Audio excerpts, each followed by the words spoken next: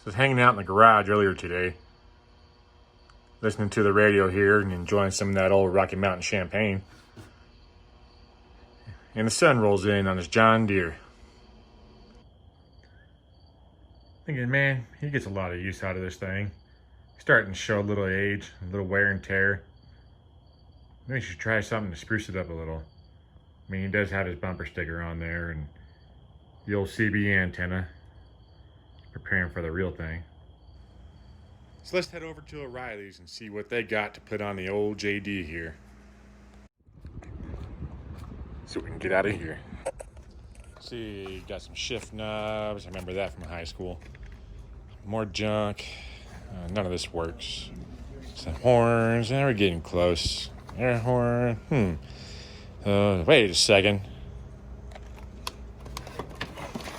Oh yeah, that'll do it.